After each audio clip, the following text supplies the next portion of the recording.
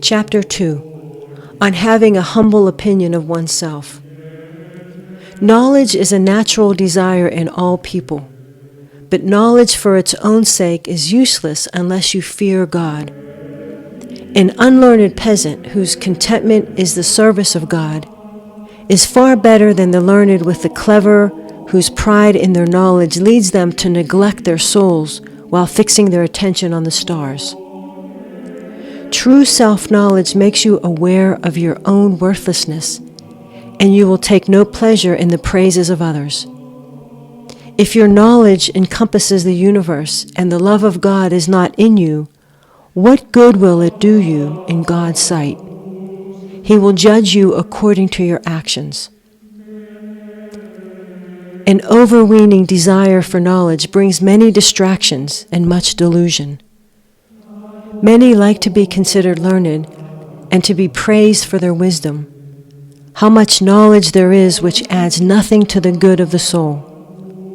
To spend yourself on worldly pursuits which do nothing to further your eternal salvation is unwise.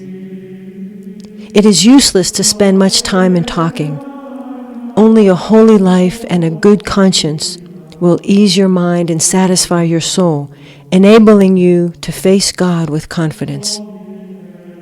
Remember, the more you know, the more severely you will be judged.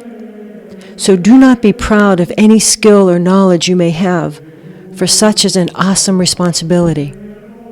No matter how much you know, realize how much that there is that you do not know. Do not be afraid to acknowledge your own ignorance. Why have an exalted opinion of yourself when you know there are many, even in your own field, whose knowledge surpasses yours? If you want to learn anything worthwhile, seek rather to be unknown and to be thought of as nothing.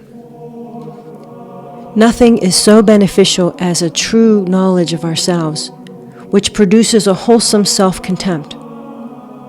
Always think kindly of others, while holding yourself as nothing. This is true wisdom and leads to perfection.